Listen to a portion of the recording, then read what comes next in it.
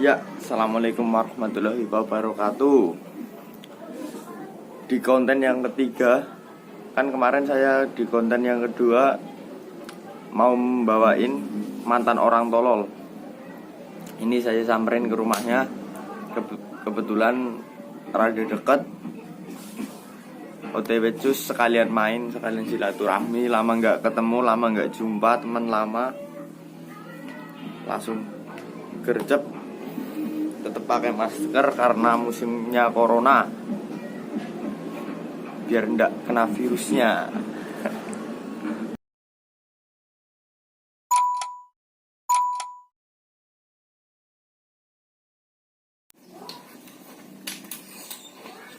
Ya, assalamualaikum warahmatullahi wabarakatuh. Udah sampai di rumah Mas Doy, Mas Doyok, mantan orang tolol.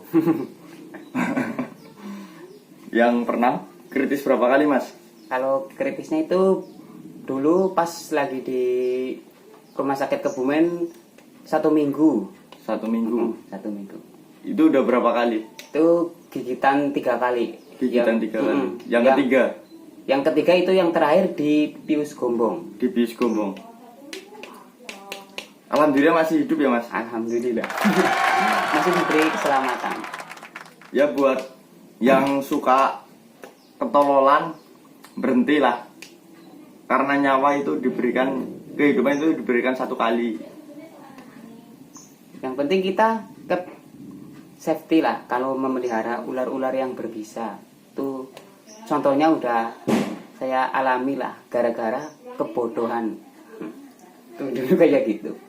Karena kecerobohan ya, Mas? Kecerobohan.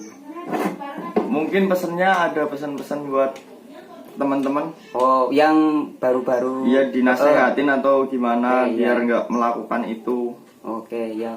Kayak yang baru memelihara atau ngekip yang venom-venom itu, yang pertama itu jangan sekali-kali free handle atau main tangan. Kita harus pakai alat. Nah, alatnya khususnya satu ini kayak gini. Ini kan buatan, ini namanya hook ya, iya, hook khusus buat reptil kayak gini. Ini yang buatan sendiri. Nah, kalau yang aslinya itu bisa dibeli di online juga ada. Nah, yang kedua itu harus tahu sifat atau karakter ular tersebut. Nah, itu tuh kemarin kayak kemarin yang video kemarin saya terangin, kalau belum tahu karakternya dan belum tahu jenis ularnya, jangan coba-coba dipelihara atau dipegang. Itu sangat resiko lah buat kita, terutama yang senang mainan venom itu kayak gitu. Atau yang pengen eksis mungkin ya, Mas? Iya, itu kayak gitu. Seperti pesan kemarin, jangan menangin egomu karena ketenaranmu, karena orang tua menunggu kesuksesanmu.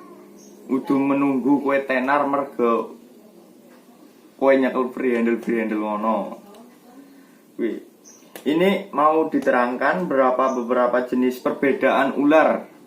Oh iya, di sini juga ada 3 jenis jenis ular yang Hampir mirip iya, mungkin. hampir mirip. Dan Nah, ininya pun juga sama. Nah, di sini di rumah saya ini ada 3 jenis ular hijau. Yang pertama ini ada ekor merah. Oh ya, ini kalau ini buat contoh aja. Jangan meniru lah kalau yang belum paham. Ini kalau mau mengambil ini yang berbisa tinggi. Kalau ini kalau mau mengambil ular yang berbisa tinggi itu harus pakai alat. Ini contohnya kayak gini. Ini yang ekor merah. Nah, bisa kita lihat nih, Berbisa tinggi. Ini bisanya itu bisa mematikan mangsa atau mematikan manusianya yang kalau tergigit ular kayak gini. Ini bahaya sekali. Ini ekor merah, ciri-cirinya kepala segitiga. Sama itu, ekornya pasti ujung ekor itu merah warnanya. Ini jenisnya albo labis. Jenis ular gadung ekor merah. Nah, ini kayak gini. Ini yang berbisa tinggi. Yang kemarin buat itu digigit-gigit. Nah, itu kayak gitu. Itu jangan sekali-kali membuat kebodohan untuk diri kita sendiri. Itu harus ada penanganan atau istilahnya itu harus ada yang tahu lah, Wawasan. wawasan yang Mempunyai wawasan yang cukup. itu kayak gitu, biar apa kitanya itu istilahnya nggak terjadi yang kita tidak inginkan, itu kayak gitu. Nah yang kedua ini ada satu lagi. Nah ini juga termasuk ular hijau. Berbisa menengah. Ini. Nah, ini jenisnya ular pucuk. Nah, ini kayak gini, hijau, warnanya hijau polos, panjangnya kira-kira hampir 2 meteran. Ini berbisa menengah. Nah, kalau tergigit ular kayak gini, efeknya gatal. Ini. Gatal, demam, mungkin pusing. Bisa. Kalau pas apa? Dalam kondisi Tidak fit. Kurang fit, mungkin bisa terjadi demam. Bisa. Ini kalau tergigit kayak gini, kalau pas keadaan tubuh kita tidak fit atau lagi sakit tuh bisa mengakibatkan demam. Ini kayak gini. Tapi nggak terlalu bahaya. Cuman ya harus hati-hati lah, tetap safety. Kalau memegang ular-ular yang kayak gini. Nah, jangan meniru adegan ini tanpa pengawasan yang lebih tahu. Ini nggak boleh ditiru-tiru. Nih. Nah, ini yang kedua. Nah, ini yang terakhir juga ada koleksinya saya, ada yang hijau juga. Bisa digeser Mas Tegar.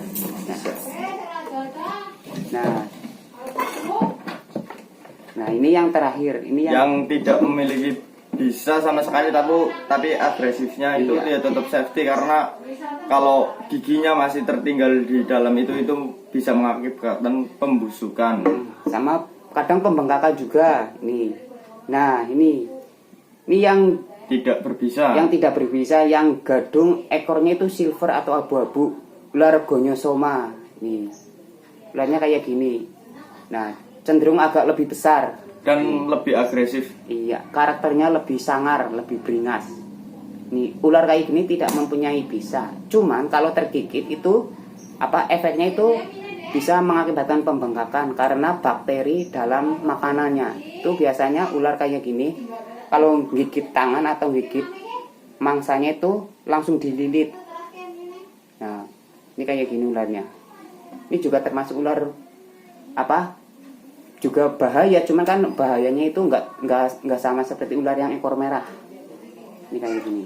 Bahaya cuma tidak mematikan. Bahaya cuma tidak mematikan, betul. Ini kayak gini ularnya. Giginya cuma ya sama-sama bahaya. Giginya kalau ketinggalan, kalau dia gigit giginya ketinggalan itu bisa mengakibatkan pembusukan. Karena dia mempunyai, ya semua hewan pasti mempunyai bakteri kita sendiri. Karena itu, nah ini udah masukin aja. Oke. Nah, oke. Ya gimana Mas, bisa diceritain nggak itu tentang yang pas kejadian itu, yang awal gimana dan sampai yang terakhir gimana? Oh, pengalaman tergigit ular yang berbisa. Oke. Nih pengalaman saya selama bermain reptil udah hampir 15 tahunan lah lebih. Nah, pengalaman pertama itu yang tergigit ular kobra. Itu yang dirasakan itu yang pertama itu rasanya seperti tersengat lebah. Tuh. Tersengat tapi lebah. mata ini ya Mas? Lumayan. Rasanya sendut-sendut. Nah, kemudian beberapa menit. Nah, efek dari gigitan ini contohnya kayak gini. Bisa kelihatan nggak ini? Seperti terkena terkena minyak. Ini kayak gini. Ini efek gigitan dari ular kobra. Nah, atau ular sendok. Nih, akibatnya jadinya kayak gini, belang. Nah, efeknya itu tadi yang pertama itu pembengkak rasanya terkena seperti sengatan lebah. Nah, kemudian selang beberapa menit, nah dari bagian gigitannya ini membengkak, warnanya biru. Nah, kemudian selang beberapa jam lagi tuh efeknya di sini warnanya hitam. Tadi kan biru. Nah, lama-lama hitam ke sini. Nah, kemudian bengkak ke seluruh sebagian tubuh.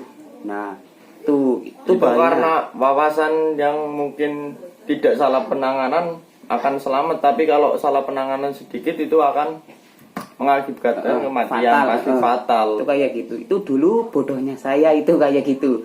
Apa kalau tergigit ular itu dibawa remeh, maksudnya disepelekan. Itu kayak gitu, akibatnya fatal kayak gini. Nah tapi alhamdulillah, nah bisa selamat. Selamat, cuma sembuhnya itu pasti mengalami kecacatan. Iya, ini hasilnya kayak gini, cacat. Nih, cacatnya kayak gini. Nah, terus apa? Tuh apa racun dari si ular kobra itu. Nah, ini kan dulunya membusuk, warnanya hitam. Nah, hitam, semua hitam. Nah, sininya bengkak. Nah, kemudian sininya bengkak tuh apa tubuh itu terasa sakit amat, sakit sekali, nggak bisa digerakkan. Cuma apa matanya doang yang bisa gerak-gerak. Itu dulu pengalaman saya tergigit ular kobra karena telat penanganan. Nah, dulu tergigitnya itu pas jam 5:30 pagi. Itu pas acara CFD kalau nggak salah ya, Iya, dulu ya Mas. Dulu di alun-alun Kebumen. Pas baru-barunya reptil mulai Mau mekar-mekarnya reptil di Kebumen itu mulai mekar, mulai banyak. Itu dia kegigit. Lalu yang kedua itu gimana Mas? Yang selamat itu yang gigitan kedua. Nah, yang gigitan dua juga ya ini sama. Ini cacat juga ini. Ini kayak gini. Nah, ini kan kukunya bengkong. Ini gara-gara dulu itu pertama itu digigit ular king cobra. Dulu king cobra yang ukurannya itu kurang lebih 2 meter. Itu juga salahnya saya sendiri. Itu kan free handle buat mainan. Nah, itu, tapi karena pekerjaan nah, dulu. Ya. Nah, itu Itu karena pekerjaan. Nah, ya intinya kalau apa digigitnya itu persis seperti ular kobra. Hampir mirip. Mirip sekali. Cuman kalau yang ini apa ini dulu gigitannya itu agak lama, kurang lebih berapa detik ya? Kurang lebih 3 detikan lah. Sempat apa mulut si king cobranya itu gatik kayak gini, gatuk, nggak bisa dilepas. Mungkin 10 detik ya ada. Ya kemungkinan kurang lebih segitu. Nah terus kemudian kan apa istilahnya dikipatin, terus lepas, akhirnya lepas. Nah terus selang itu langsung itu diobatin sama yang punya YouTube juga, punya channel ya. Itu yang pas kejadian itu. Oh, kalau yang itu kan itu kalau yang di alun-alun. Kalau yang ini kan yang di tempat kerja sana. Oh iya. Beda lagi. Ini dulu langsung di tahap imobilisasi, didaplok istilahnya, sini sama sini. Nah terus lama-lama kan otomatis pembengkakan, langsung dibawa ke PKU Pius Gombong, rumah sakit. Itu kayak gitu ditangani oleh dokter sana. Alhamdulillah ya sembuh, cuman cacatnya kayak gini.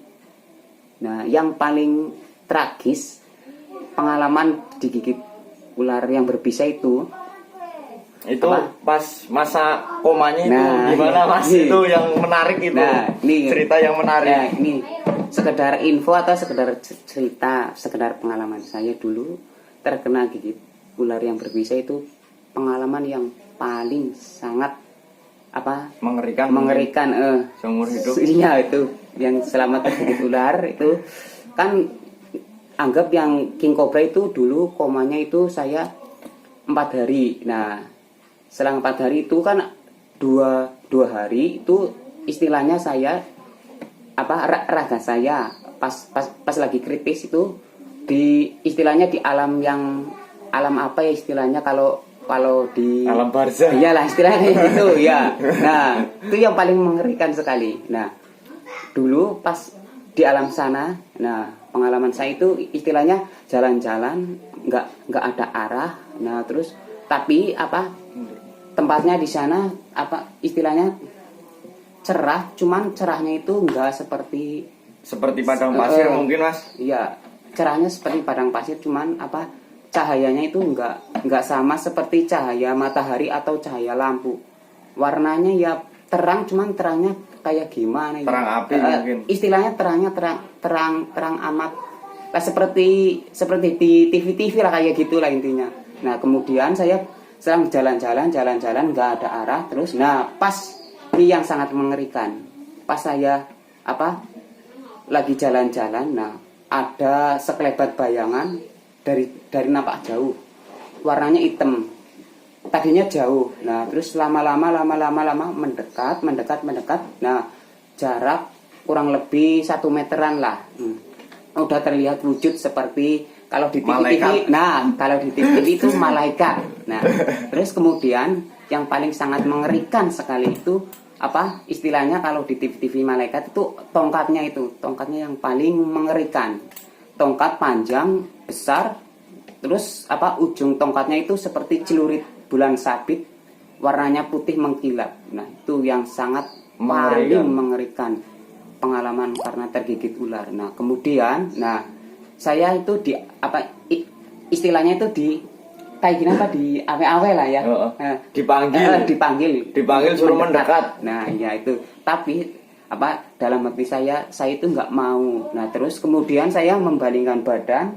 Nah langsung alhamdulillah saya itu sadar. Nah dan langsung nangis iya, langsung nangis. Spontan langsung nangis. Itu yang paling sangat mengerikan. Dan selama hal ketololan itu akan diulang apa enggak? Ya enggak mungkin lah. Itu buat adik-adik bocil-bocil yang belum tahu jenis ular, yang belum tahu karakter ular, pelajari dulu sebelum itu, tetap jaga kesafetian. Pesan saya cuma itu. Yang penting kalau kita main ular itu harus harus ada pengalaman yang memadai. Kedua, mempunyai bimbingan atau mempunyai wadah untuk bisa sharing tentang reptil lah. Itu yang kedua. Yang ketiga itu harus siap resiko. Itu kayak gitu. Yang penting tetap safety nomor satu. Yang penting harus safety lah, sama hati-hati. Dan jangan menyepelekan apa itu ularnya. Betul. Itu kayak gitu. Itu pesan saya kayak gitu. Yang penting kalau kita mau main reptil boleh, tapi harus ada bimbingan dari yang lebih tahu atau udah mempunyai bekal ilmu atau pengetahuan tentang reptil. Itu kayak gitu. Jangan sembarangan free handle. Itu sangat bahaya sekali. Itu contohnya pengalaman pribadi saya itu kayak tadi dideketin sang malaikat. Istilahnya kayak gitu kalau di TV-TV. Tapi ini versi nyata, versi cerita saya. Dulu yang tergigit ular kobra sama king cobra itu persis sekali ceritanya, alurnya seperti kayak tadi. Kalau itu yang ngobatin dia mungkin lihat channel ini mungkin bakal keinget sama dia pas di alun-alun itu. Dia juga punya channel YouTube, beliau juga punya channel YouTube, YouTuber juga yang ngobatin dia. Mungkin besok kapan-kapan kita main ke rumahnya karena kondisi lagi musim krisis corona. Ya mau gimana lagi, mau nggak mau lah tetap jaga. Ini cuma deket sebenarnya, rumahnya juga suruh pakai masker dan kena semprot. Ini perjuangan untuk kesini melakukan ini buat kalian.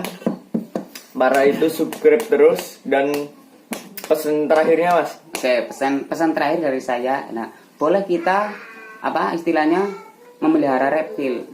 Tapi sebelumnya kita harus tahu ciri atau karakter reptil tersebut. Jangan sekali-kali free handle. Nah itu buat pengalaman juga. Itu nggak boleh sembarangan megang hewan, khususnya reptil atau ular. Itu harus hati-hati, harus didampingi oleh yang lebih ahli. Itu kayak gitu. Lebih tahu lah ya, lebih berpengalaman, mempunyai wawasan luas. Nah pelajari dari itu, ambil ilmunya itu. Ya sekian dari channel saya. Mohon maaf bila ada salah kata. Kompak terus, reptil, buat reptil khususnya, kompak dan jaya terus, selalu bersama, selalu bersatu. Terima kasih. Wassalamualaikum warahmatullahi wabarakatuh.